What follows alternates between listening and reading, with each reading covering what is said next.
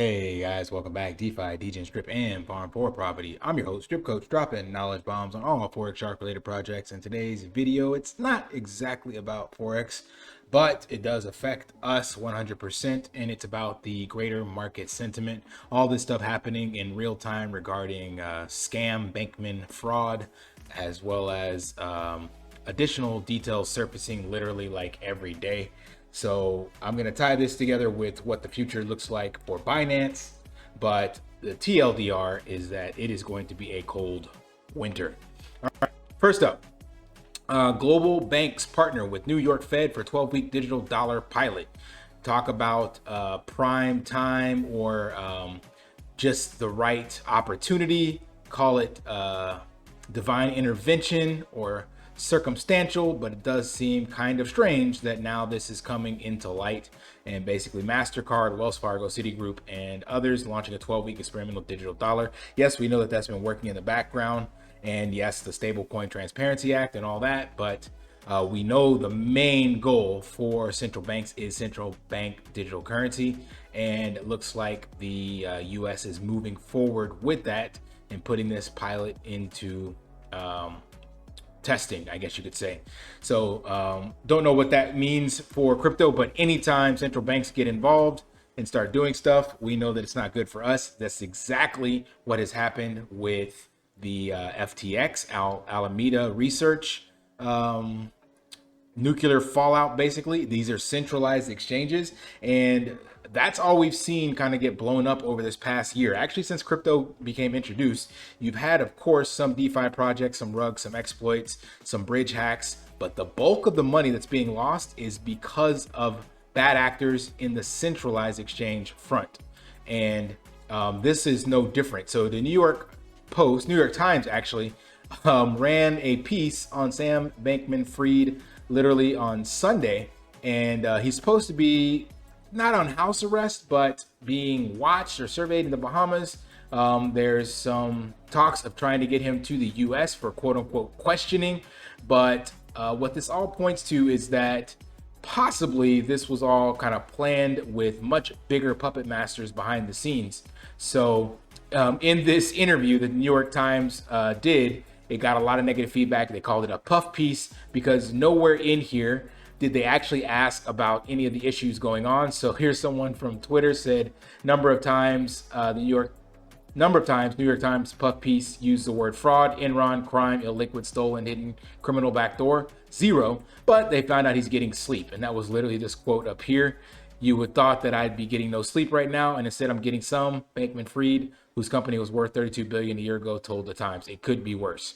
And it seems as though he's been trying to kind of hide his old tweets.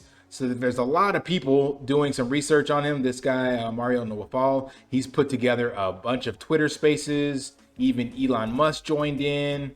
CZ was in. So they're getting a lot of information in real time. So the actual breaking of this news article came from decentralized media, if you will. It was all coming out in real time from Twitter, and people joining together with doing forensic blockchain stuff. So that is the power of DeFi and communities to expose the nefarious actors in the space. This is what's been going on since we've had any kind of governments and centralized exchanges and stuff operating in banks and whatnot. We just never were able to see behind those closed doors.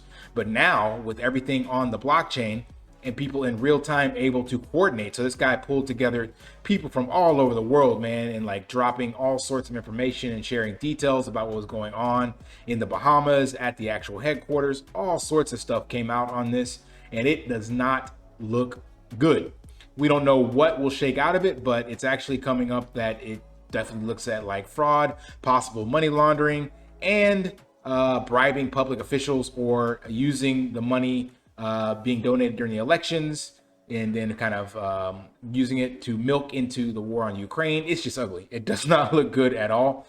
And then this was happening that they thought Sam Bankman-Fried was actually trying to erase his old tweets. So basically he was sending out cryptic tweets like with one letter, and then at the end of it, that those letters that came out in sequence said what happened. And then there were also tweets that were being deleted on the back end to try to keep his tweet count the same. They said that may possibly not been him doing that purposefully, and that it was also other people that were deleting his retweets. But either way, it doesn't look good why this is being deleted and some of this stuff is being removed. But there are definitely people in the forensic side that have captured all this stuff. You got the Wayback Machine, all that stuff coming in. So keeping tracks on that. So what does that mean for us? Just a quick message. Please like, subscribe, and turn on notifications so you don't miss another video. This helps bring brand awareness to the channel as well as all Forex Shark related projects. Thank you. Why did I bring all this up? So it's going to continue to get much, much worse. There's about 150 companies tied to the Alameda Research and FTX with funds and stuff like that. Other exchanges like BlockFi, all this stuff. So there's definitely going to be more pain to come in crypto. And then that's going to cause more issues with regulation and things of that nature. And then that, of course, will see some negative price action in regards to our drip price as well as BNB. So what I'm getting at with that is that, ironically, out of all this, Binance is actually looking pretty good. So they don't take leverage on any of their tokens. As he said here, never use a token you created as collateral. Don't borrow if you run a crypto business. And Binance has never used BNB for collateral, and we've never taken on debt. So ironically, CZ, even though it is technically kind of a more centralized blockchain, because there's only about 20 validators, if I'm not mistaken. So it's not nearly as decentralized as Bitcoin or even Ethereum. And now Ethereum is less decentralized with the staking, but and that's what people complain about. But ironically, it seems as though CZ is one of the good guys and actually trying to bring positivity to the space. Just got approved to open an exchange in Abu Dhabi. Regulators approval for crypto custody. So CZ is definitely coming out as the golden boy in this. And that does look good for us in regards to the future and having a blockchain that we can actually work on. So other blockchains like Solana and stuff like that, we have no idea what's going to happen to those. And one other thing I didn't mention, this is another guy you can definitely go check out on Twitter, Mobile Trades.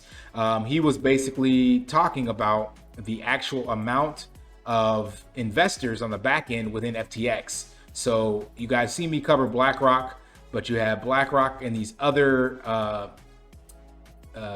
companies, corporations that were all investors in FTX to some degree.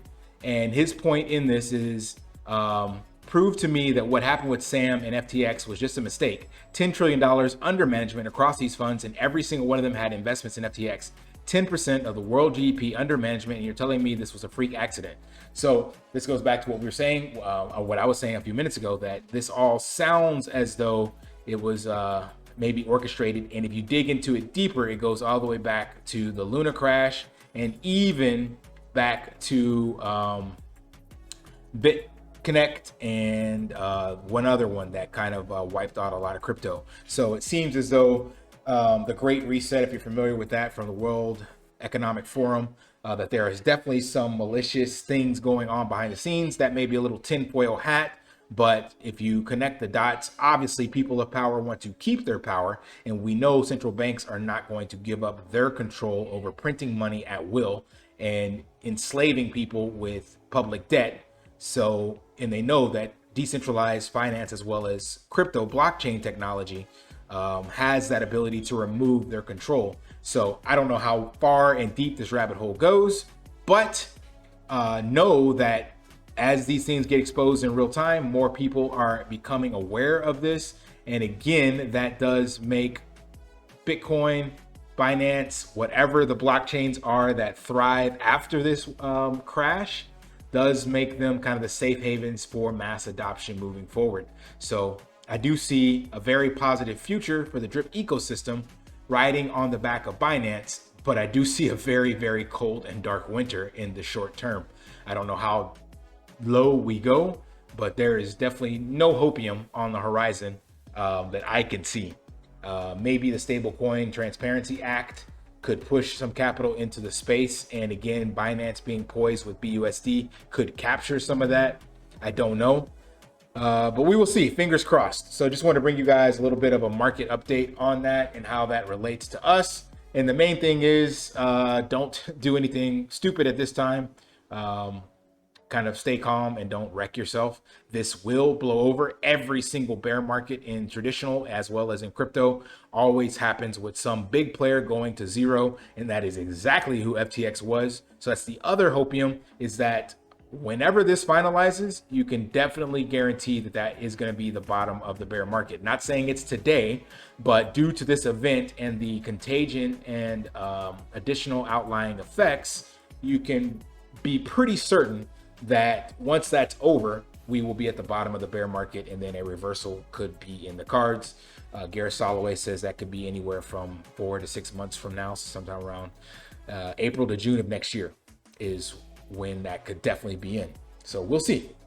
All right, you guys know the drill. If that provided value, smash that HBO special, help a brother out, like and subscribe, leave a comment, and until next time, lift daily and achieve your impossible. See ya.